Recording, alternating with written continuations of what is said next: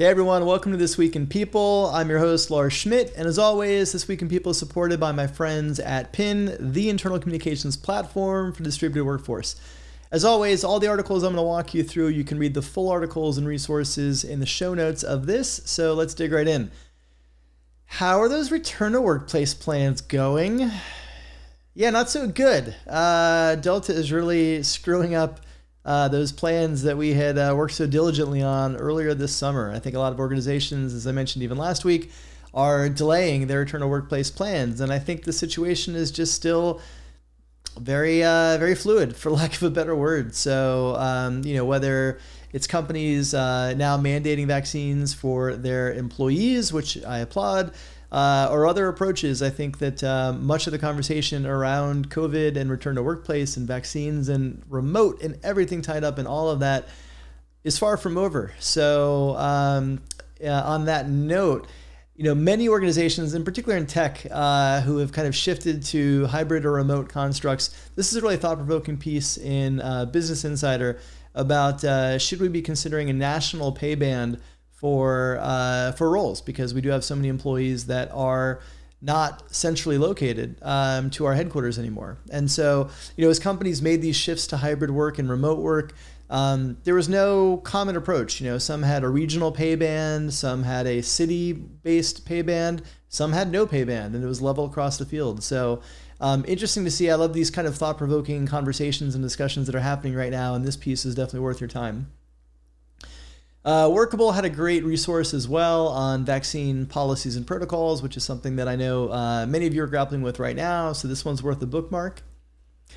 And, I'm a huge fan of George Lorock. He is my favorite go-to kind of HR tech analyst. And he recently teamed up with Gareth Jones on a new accelerator for HR tech startups. So as you may have seen a few weeks ago on the show, from actually a report out of WorkTech, George's platform, $4.7 billion with a B was invested in HR tech in Q2 alone. So there are a lot of newly minted and funded HR tech and WorkTech founders out there. Some of you have never worked in HR. You don't really know the ins and outs of the field. And so the accelerator is going to tap into George and Gareth's tremendous network of operators and analysts and others to really help those early stage WorkTech founders hit the ground running. And so definitely worth your time if you are building or thinking about building a HR tech or a WorkTech platform.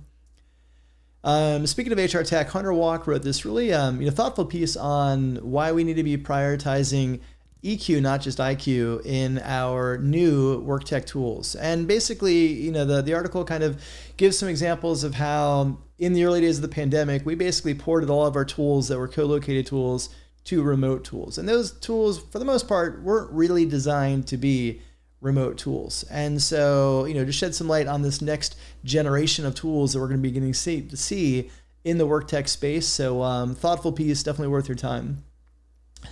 Another piece that's worth your time is Andrew Bartlow. Huge fan of Andrew's, always has some really insightful approaches, including his book, Scaling for Success. He has an accelerator platform as well for chief people officers. And this is a piece that I really connected with around best practices.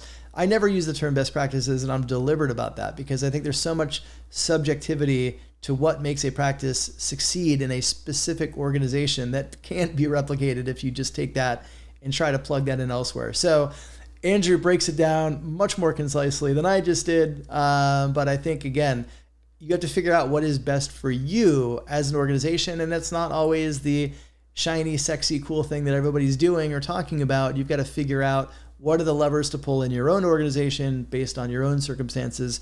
And this is a really thoughtful piece, the way that Andrew breaks all of that down.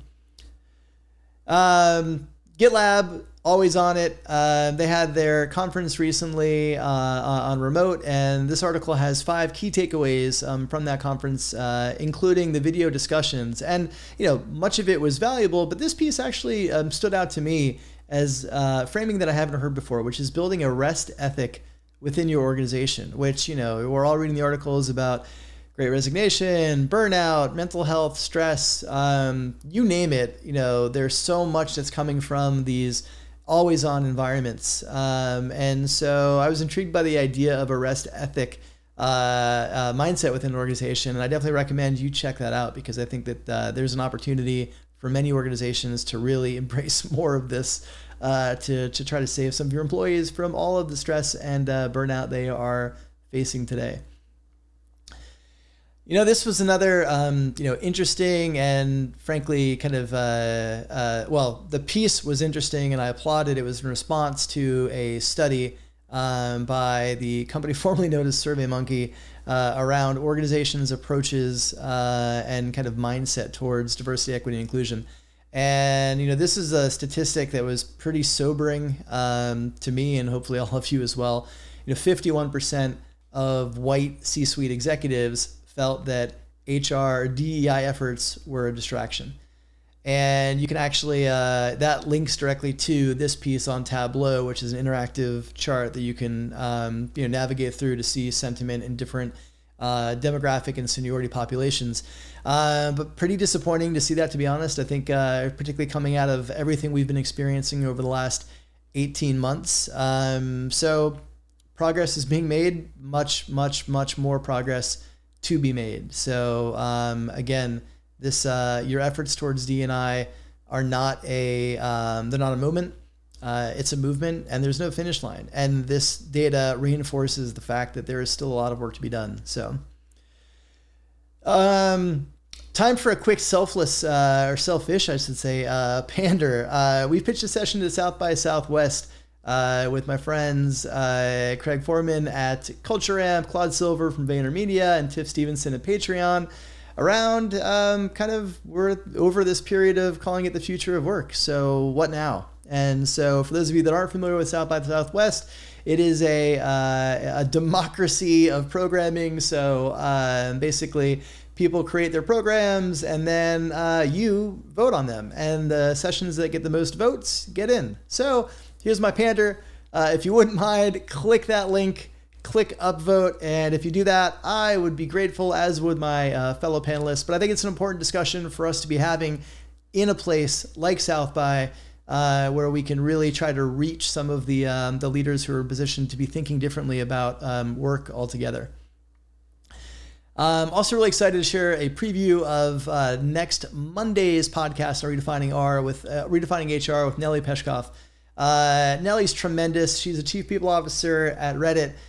Tremendous background at Netflix before that. So it was really interesting getting into how, she started right at the beginning of the pandemic. And so we talk about what that was like for her, how she went about building trust in that environment, particularly in such a pivotal role for an organization navigating all things 2020. So really interesting discussion. She's an open book, so it was really great to learn more about how Reddit is approaching that.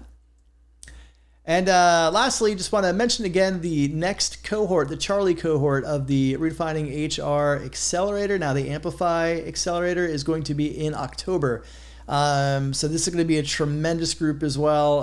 Registration is now live. So if you want to join, it's a very unique mix of learning, inspiration, and community all rolled into a 4-week period with lots of both synchronous and asynchronous learning. So, the cohort programs were designed to build readiness, capability, and community in the next generation of chief people officers. So if that sounds like you, or if that sounds like an HR leader in your organization, you can learn more on the link below, and hopefully I will see you in October. So with that, that's a wrap for today's show. Take care of yourselves, take care of each other, and I will see you next week.